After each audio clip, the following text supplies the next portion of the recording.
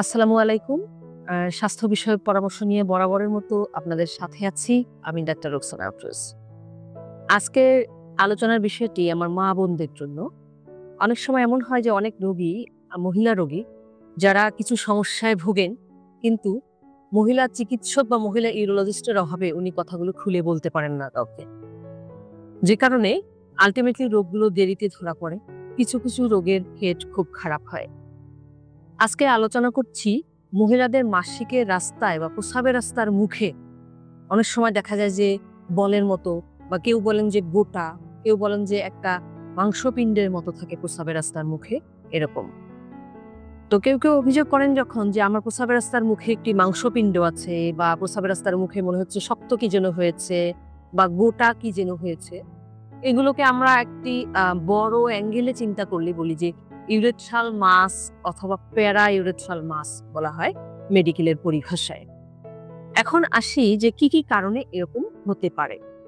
এই মাসিকা রাস্তার মুখে বা প্রস্রাবের রাস্তা বলতে যেটি আমরা বুঝাই, এর মুখে বলের মতো বা গোটা বা মাংসপিণ্ড বা বেলুনের মতো, এগুলো।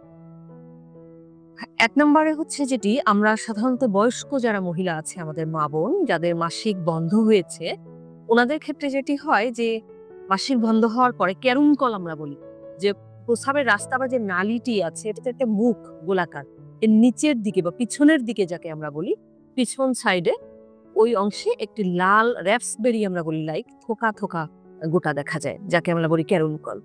কখনো কারো ক্ষেত্রে ইউরেথ্রাল সিস্ট আমরা বলি, যে মূত্র নালী আছে ওর চারপাশে যে গ্রন্থি আছে প্যারাইউরেথ্রাল গ্ল্যান্ড, সেখান থেকে সিস্ট হয়। কখনো মূত্রনালীর ক্যান্সার নিয়েও আসে মহিলারা, তবে সেটি কম এগুলোর তুলনায়। এছাড়া আরো অন্যান্য কিছু কারণে হতে পারে। এখন আমরা এ ধরনের সমস্যায় পড়লে কার কাছে যাব? আমরা অবশ্যই একজন ইউরোলজিস্টের কাছে যাব। যেটি হয়, আমার মা বোনেরা লজ্জার কারণে পুরুষ চিকিৎসকের কাছে তো যান না, এমনকি কাউকে বলেনও না, দেখানো তো পরের অপশন। ওনারা দেখা যায় যে হয়তো আত্মীয় স্বজনদের সঙ্গে শেয়ার করছেন বা পাশের বাসার কারোর সঙ্গে শেয়ার করছেন, কিন্তু চিকিৎসকের পরামর্শ নিচ্ছেন না। এর পরিণতি কি হয় যে মাঝখানে আমি এক রোগী পেয়েছি আমার সরকারি হাসপাতালে যেখানে পোস্টিং, সেখানে যে উনি আসলেন ওনার প্রস্রাবের রাস্তায় একটি মাংসের দলা নিয়ে। যখন আমাকে বললেন, জিজ্ঞাসা করলাম যে এটি কতদিন ধরে জানেন, বলল ২-৩ বছর, আমি লজ্জায় কোথাও যাইনি। ভালো করে পরীক্ষা নিরীক্ষা করে দেখে তখনই আমার সন্দেহ হলো যে এটি হতে পারে মূত্রনালীর ক্যান্সার, আমরা মহিলাদের ক্ষেত্রে যেটি বলি যে ইউরেথ্রাল ক্যান্সার।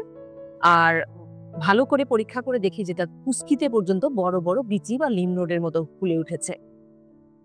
ধারণা করা হলো যে ক্যান্সার ছড়িয়ে গিয়েছে ওখানে।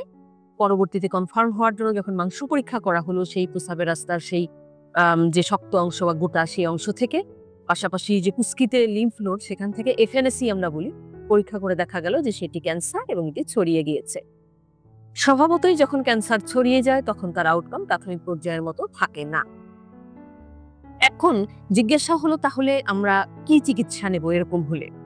চিকিৎসা আসলে নির্ভর করবে যে প্যারাইউরেথ্রাল মাস বা মাসিকের রাস্তা বা প্রস্রাবের রাস্তার মুখে যে গোটা বা মাংসপিণ্ড বা ফোলা বা বলের মতো, বেলুনের মতো, এটির জন্য আমি কি করব। আমি একজন চিকিৎসকের কাছে যখন যাব, উনি যখন আমাকে শারীরিকভাবে পরীক্ষা নিরীক্ষা করবেন, আমার রোগ সংক্রান্ত ইতিহাস নেবেন, তখন কিন্তু উনি জেনে যাবেন যে বা বুঝে ফেলবেন যে জিনিসটি কি, সেই অনুযায়ী হবে চিকিৎসা। বেশিরভাগ সময় রোগীরা কি নিয়ে আসে, বলে যে এই বলগার বা গোটা বা মাংসের কারণে আমার প্রস্রাব করতে অসুবিধা হয়, প্রস্রাব করবার সময় ব্যথা করে। কেউ বলেন যে না, যখন মেলামেশা করি শারীরিক তখন ব্যথা করে বা অসুবিধা হয়। আবার অনেকেই বলেন যে হালকা আঘাত লাগলে এখান থেকে রক্তক্ষরণ হয়। এরকম ক্ষেত্রে আমরা যখন এক্সামিনেশন করি, যদি এটি ক্যারুনকল হয় তাহলে কিন্তু ভয় পাবার কোনো কারণ নেই, এটি কিন্তু ক্যান্সার নয়। বেশিরভাগ ক্ষেত্রে হরমোনের অভাবে হয়, বয়স্ক মহিলাদের হয়। তখন প্রাথমিক ধাপে আমরা তাকে আশ্বস্ত করে লোকাল আমরা ক্রিম ব্যবহারের জন্য দিই, ইস্ট্রোজেন ক্রিম অথবা অ্যান্টি ইনফ্ল্যামেটরি ক্রিম। সাথে আমরা বলি যে আপনি পানিতে সেক দেন, আমরা শিখিয়ে দিই, সিপস বাত আমরা বলি, আমরা ডক্টররা শিখিয়ে দিই। এর মাধ্যমেই বেশিরভাগ রোগী ভালো হয়ে যান। যদি কারো এর মাধ্যমেও ভালো না হয় বা উপকৃত না হন, ওই ক্যারুনকল থেকে যায়, তাহলে পরবর্তী ধাপের চিকিৎসা কি? এটি জাস্ট কেটে ফেলে দেয়া এবং একটি মাংস পরীক্ষা আমরা করাই কনফার্ম হওয়ার জন্য, এই। আর কিন্তু বিশেষ কোনো জটিলতা এতে হয় না। যদি কারো প্যারা ইউরেথ্রাল সিস্ট আমরা যেটি বললাম সেটি হয়, তখন এর চিকিৎসা কি হবে? সিস্টা এক্সিশন আমরা বলি মেডিকেলের ভাষায়, একে কেটে ফেলা এবং মাংস পরীক্ষা করা। কিন্তু যদি ক্যান্সার জাতীয় কিছু হয় তখন তার চিকিৎসা হবে ক্যান্সার কোথায় আছে, মূত্রনালীর কোন অংশে আছে, কতটুকু ছড়িয়ে গেছে, কোন স্টেজে আছে সেই অনুযায়ী। তাই এরকম যদি আপনারা প্রস্রাবের রাস্তার মুখে কোনো গোটা পান, মাংসপিণ্ড পান বা শক্ত কোনো অংশ পান অথবা বলের মতো কেউ কেউ বলেন এরকম কিছু পেয়ে থাকেন, তাহলে দয়া করে অপেক্ষা না করে একজন ইউরোলজিস্টের পরামর্শ নিন। সবসময় যে অপারেশন লাগে তাও নয়, সবসময় যে খারাপ কারণ থাকে তা নয়, কিন্তু আপনি নিশ্চিত হন যে জিনিসটি কি। আশা করি সঠিক পরামর্শের মাধ্যমে আপনি খারাপ কোনো রোগ থেকে বা আর্লি মুক্তি পাবেন অথবা এ ধরনের জটিলতা থেকে মুক্তি পাবেন। ধন্যবাদ সকলকে।